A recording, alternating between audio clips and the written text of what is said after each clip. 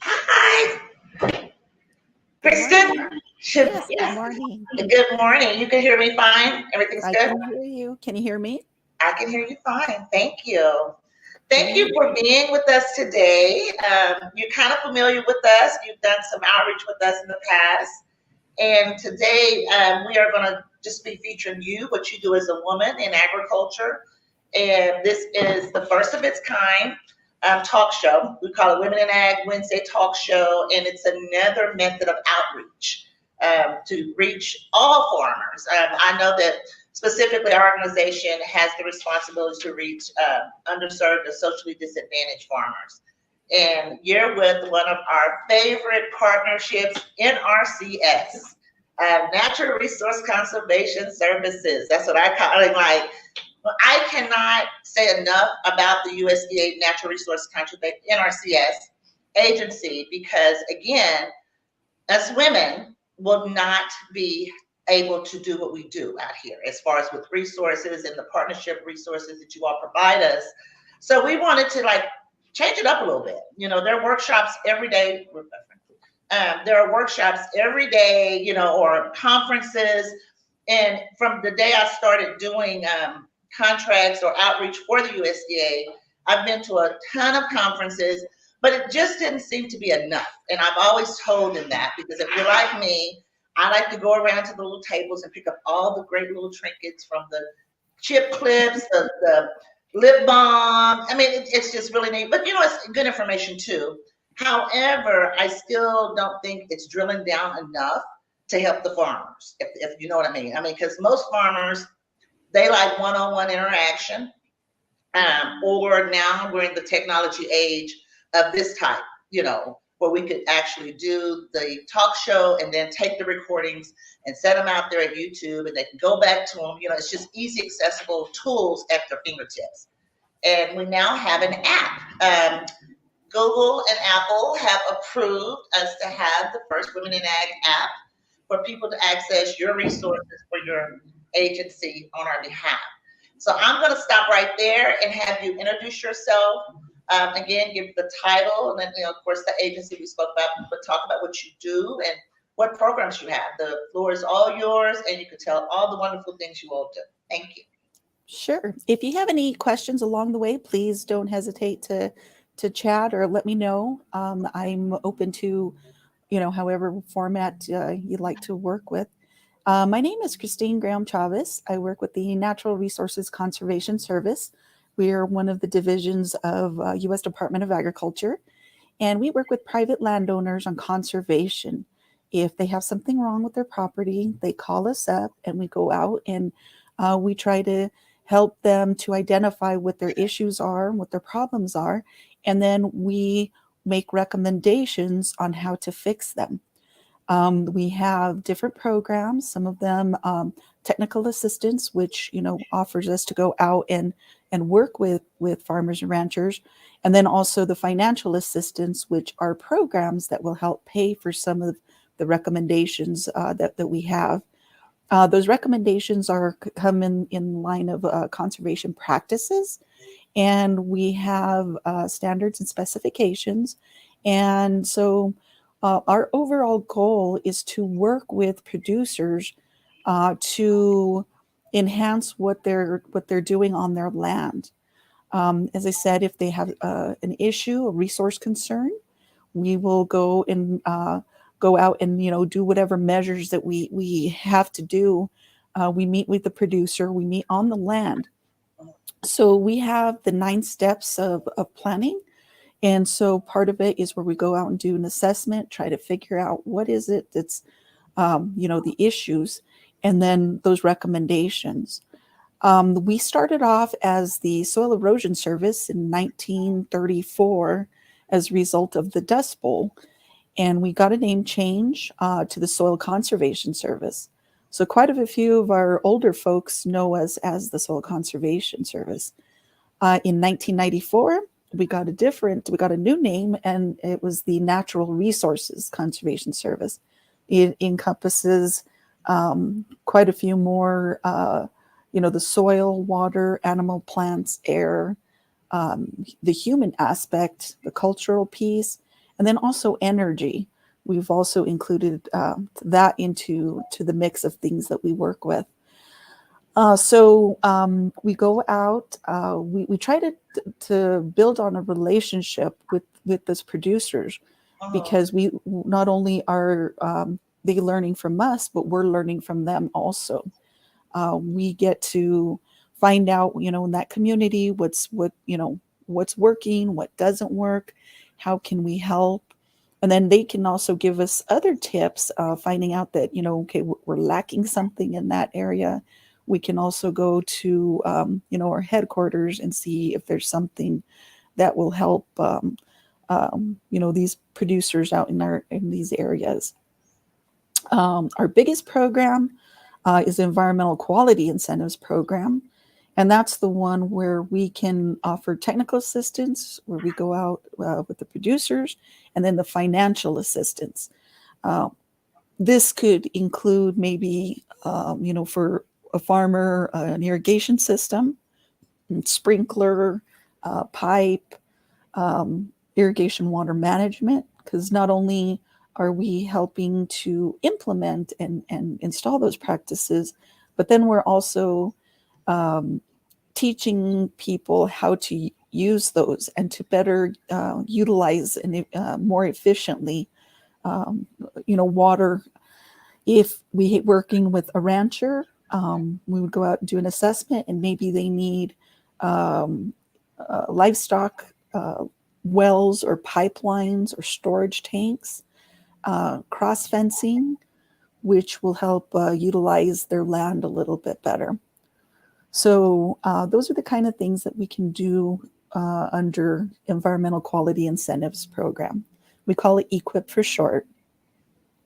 The next one, Conservation Security Program.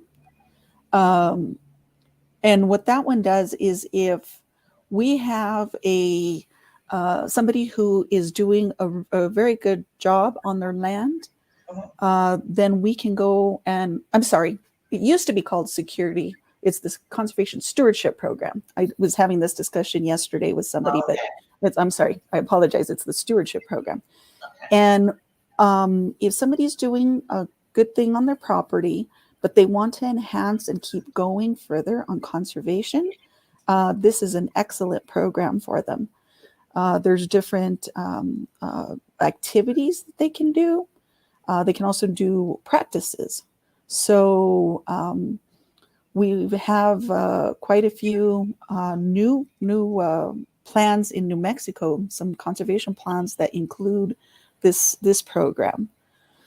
There's different opportunities, it depends on how people sign up. People can come in as an individual. They can come in as a partnership, a limited liability partner.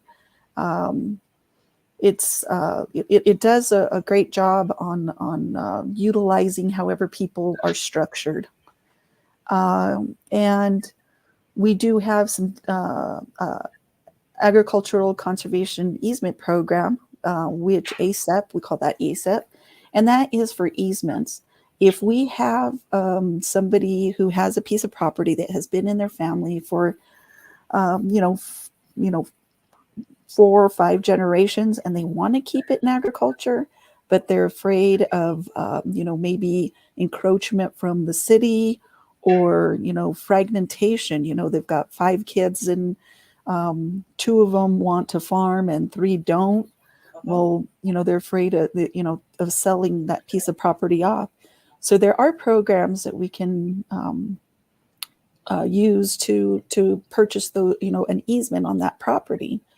So it's a good one for there. We also have conservation innovation grants. And if somebody is doing some kind of neat practice on their land, and they want to share the idea, it's a perfect opportunity to go into the CIG. We do have different programs for beginning farmers and ranchers, for limited resource farmers, for veterans, And what they consider and kind of an umbrella is they call it the socially disadvantaged groups. So if, like say for instance, this is I'm working in New Mexico, and each state works a little bit different. But New Mexico, we are able to offer a higher rate of what we would help pay um, if they're signed up as a beginning farmer, rancher, socially disadvantaged, the historically underserved groups. There's also opportunity in those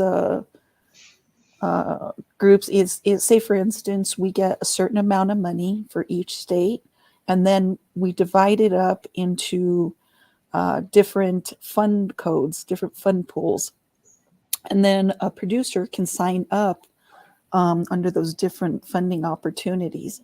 And there are opportunities for beginning farmer rancher. We also work with different agencies, the Bureau of Land Management, the Forest Service, even though the property that we emphasize and that we work on mainly is private land.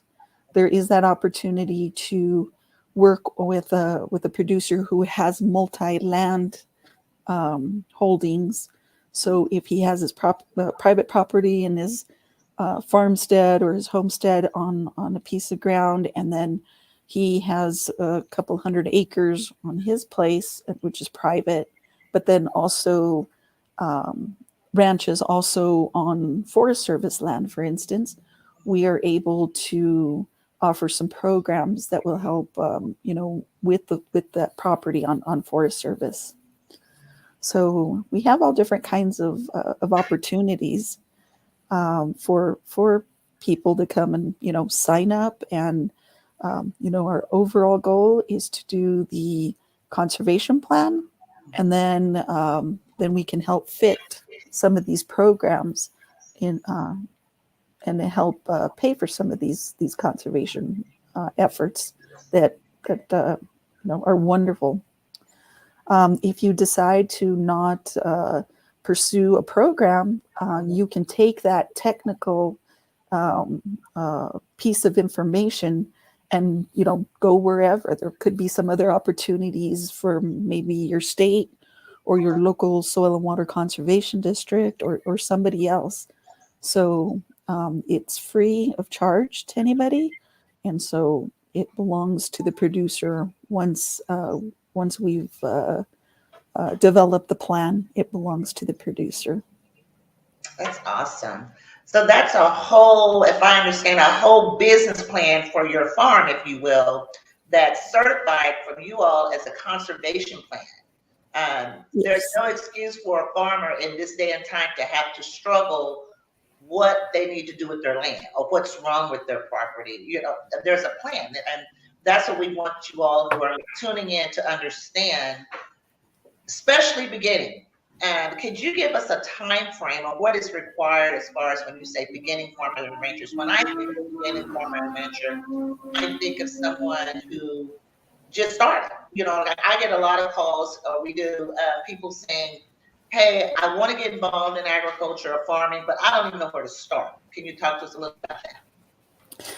Yes, if they don't own a piece of property and they lease it, for instance, we're able to help with that also, because all our programs, as long as there is a a formal agreement between the landowner and the person who is leasing the land. If, say, for instance, we get somebody who has no idea, doesn't have land, but wants to start an alfalfa farm, or wants to start growing vegetables. Well, we also have partners through the Cooperative Extension Service, which is through the land grant system, and each state in the union has an extension service. So we work with those agents quite a bit, and to try to, some, like say for instance, New Mexico, we have a huge aging population of, our producers are, I think the average age is 65. Wow. And so they don't want to be, they don't want to farm anymore. Right. So they're offering their land to people to come and farm on the land. Nice. That's neat. Mhm. So, and the ones who are tuning in from New Mexico, because we do have a great chapter there. And actually, this morning I got a call, so we got another one that's opening up in New Mexico, possibly. So they need to get in contact with your office, if I'm correct. Mhm. Do they need to, you would direct them, would you be able to direct them back to FSA, Farm Service Agency, so they can get that farm number? Would they have to get a new number up under? If, like, Yes. say, for instance, okay, Mhm. that's right. So what we do is, say, for instance, I work at the state office. I'm an Okay. assistant state conservationist for field development. Right. So, I come out and I do these kind of workshops at, different organizations, even, 4-H clubs and stuff like that. And I tell them, this is what we do. Mhm. And then if they have questions, I definitely refer them back to the local field office, because that local contact is who you're going to be, working with. You're going to be, I'm just kind of a middleman right here. But I refer them back to the field office, and the field office are the people that you would be working with, during the whole process. Okay. And most of them are familiar, with our extension service, so that um, uh, there is opportunity, for a brand new person that's learning things. Right. They can steer them where the workshops are, and Mhm. they're part of our biggest partner. Okay. Well, I'm glad you're saying that, because a lot of people, they don't understand or they don't realize that every state in America has resources for you. And again, starting with NRCS, every state, again, have a state office. You might not necessarily have a county office, but contact your state office NRCS agents, and they will direct you and even connect you to your cooperative extensions. When you say, because some people don't understand cooperative extensions, those are your land grant colleges. Those are your agriculture colleges, your farming colleges. I try to break it down to really simple forms. Those are colleges in your area that has an extension agency, which is a community piece to help you in agriculture and in farming. However, that's what she's providing this information to make sure everything is at your fingertips, or you can access these people that are there in your communities, including Farm Service Agency, FSA. That's the first stop shop. I tell people that all the time. If you want a loan, if you want to, people always want money. They want to get involved, but they need to understand grants are not given to individual farmers. They are given to colleges and nonprofits, the people that do the community work in large groups. I only know of two off the top of my head, organizations that give individual loans. That's SARE, SARE, and always connect with your local or your state Department of Agriculture and ask if they have any loans for individual farmers. You want to help me out there, Kristin, to see and add anything if you might know of any resources for individual farmers? Yes, there's quite a few. There's farm credit. There's different opportunities there. Sometimes there's nonprofits. Nonprofits are always looking to offer assistance to people, to continue farming or to get into farming.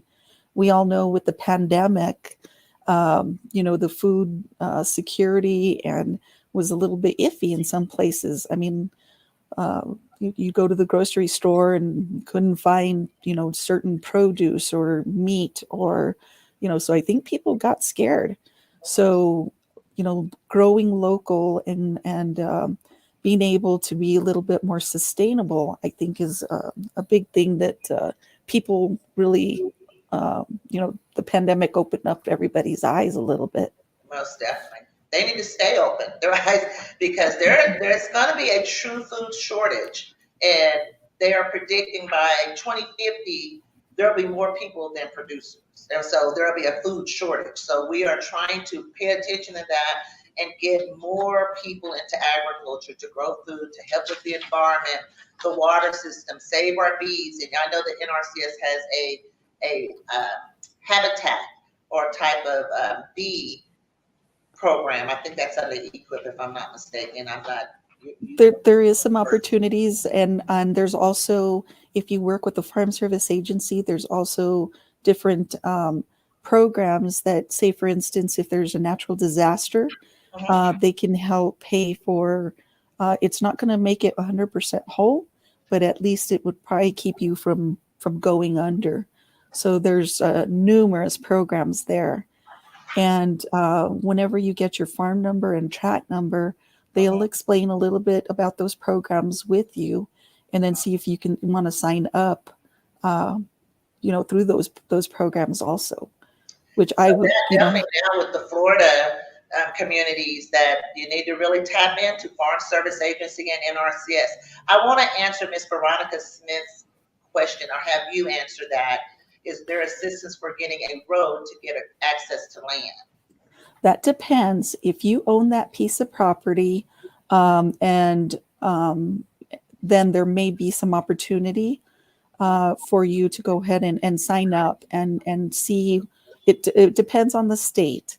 There could be some assistance. So definitely contact your local field office and see if that is one of the practices that's available in your area. And that's for NRCS, you contact regarding roads? Mm-hmm. Okay. And then she has another question, can disabled veterans get assistance? Yes, there is a program, and if you sign up, all you need to do, you have to have your DD 214, and then that will help classify you into a category. Remember how I was talking about beginning farmer, rancher, the historically underserved group? So if you're, Black, Native American, Hispanic, Asian, you can sign up. And then also through the veteran program, there, definitely there are some funding pools that may be available in your state. So definitely take a look at those opportunities. Please do. And that's a simple, go to your USDA NRCS on the web, just Google USDA NRCS, Natural Resource Conservation Services. Connect with your state office. They will direct you, whatever you want to ask or your needs may be. That's where they will send you and help you. I can't say enough again about NRCS. Well, Ms. Kristin, do you have anything else you want to add? This is, again, you're our guest, and we're so grateful that you are bringing this information, because every time I speak to one of you all, I don't care what workshop we're doing, I learn something new, and I love it. That's what agriculture is about. It's always, you can't learn enough. Yes, definitely. I would definitely encourage people to get involved in their local communities and finding out which organizations are out there. There's the Farm Bureau, there's the cattle growers, even your local 4-H and FFA groups, and your Envirothon, for younger folks. Definitely get involved in things that if you're interested in agriculture. We do have an internship program. It is called Pathways. And if you go on to usajobs.gov, and you can create a profile, and you can find out where some of those jobs, when they're advertised, and the locations and things. So you'll get a little ding on your computer saying, okay, this job is opening, and, you can apply. You can put in a resume.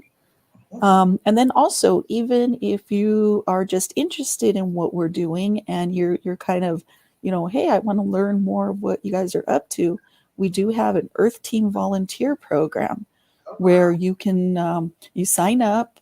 If you're 14 and older, you can come to the office. And then if you sign up and get all the paperwork in, you can ride in our vehicles and go out to the field with some of our folks and then you get really the, hands-on opportunity of finding out what we do.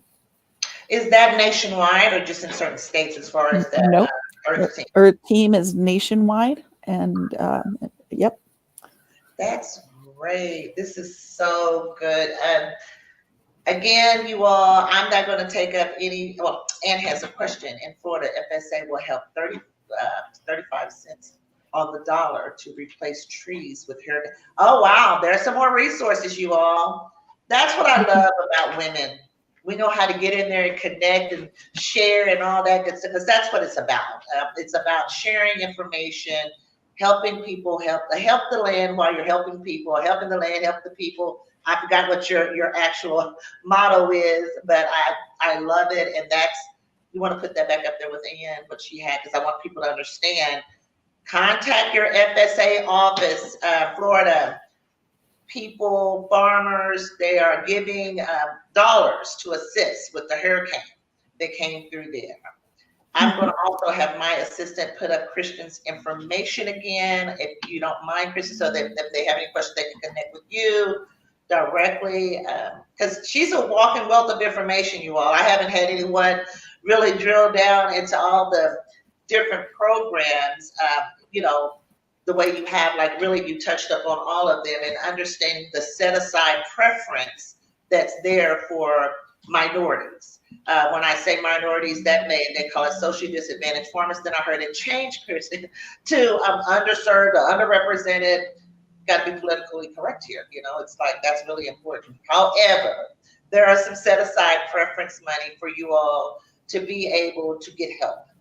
There's a certain set of, again, you want to make sure that you ask about those preference fundings or those set aside fundings for underserved producers. And that's what I understand that's most important, that some of the underserved farmers feel like, oh, there's nothing out there for me, or you have to be a certain.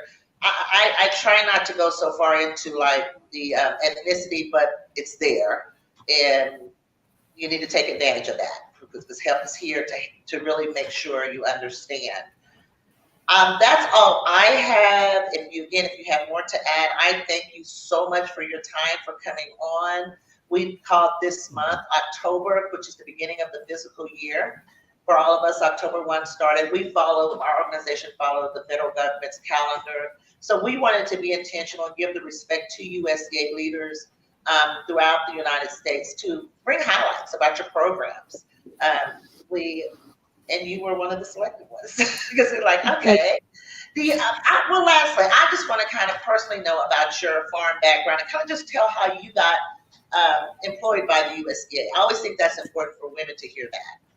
So I grew up in northern New Mexico on a ranch. My dad, my grandfather, my great-grandfather were all ranchers. And so, just growing up, I was riding horses before I could walk. Nice. And so every day I had, chores to do, and I started thinking, what am I going to do with my in my life? And since I was, I believe, in fourth grade, I figured it out. I was going to be in agriculture somehow. Wow. And so it's a great opportunity. It is a fantastic job and life that, it kind of evolved into what I started off with as a 4-H and FFA. And it was really exciting. And, I started, doing those, the contests and learning how to speak and, the livestock judging and things like that. So it's an excellent, something for kids to get involved in. So then when I finished high school, I was like, okay, where am I going to go to college? So I went to a New Mexico State University and got a degree in agriculture and moved all over New Mexico. And I've worked in Arizona, and I had about 5 different positions there. And then I worked in Fort Worth, and I was on a national team kind of as an internal auditor throughout the whole United States, kind of go in and help offices that needed assistance. And then I was lucky enough to get back to New Mexico. So we're smack dab in the middle. My husband's from Las Cruces, and I'm from Taos, and so it offers us the opportunity to get to opposite ends of the state. Right. So it worked out perfect. So I go up and still helping my dad with and my uncles with the ranch. We just finished our last hay harvest, and and then my husband and I also here we live in Corrales. It's a small little community north of Albuquerque, and it's we decided to grow grapes, and they're wine grapes. So we're having fun with that. So I bet. I love it. You are women in agriculture. Again, I love to see women like yourself that comes from the farm, like myself, because I come from the rural area of Oklahoma, and we run beef cattle and still have the whole gamut of farming. And came from the original 40 acres in the mule. We still farm off that 40 acres, and to bring it full circle with coupling it with my degrees. What it is just agriculture and business, agribusiness, literally married together for myself as well as you. And that's what I showed them, like the different areas or ways that you could go in agriculture. I always like young people to understand that agriculture actually has 1,000 careers. And I had one of my team members that's not here with me, but researching all of those careers. So the young people will understand that it's not just the actual on the tractor person. Now, there's so many areas of agriculture, and it's sustainable, that you have to have it. And that's what we want to make sure we convey and bring in an innovative way to bring in new, younger farmers and understand where it's attractive. It's not it's hard work, and that's anything that you do. It's consistent hard work, and it starts from the farm. You have to understand how to produce things from a crop to livestock. You have to stay consistent at it to put your stamp on it.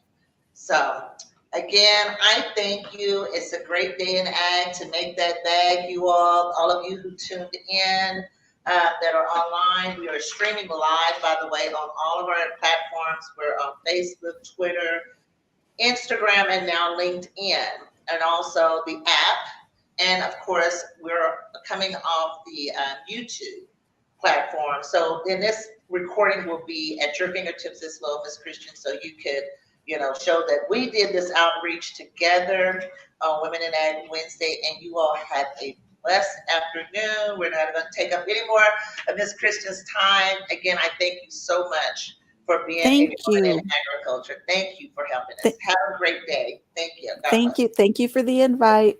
Please don't hesitate to contact me. Thank you. I will.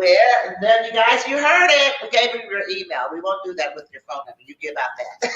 Thank you. Okay.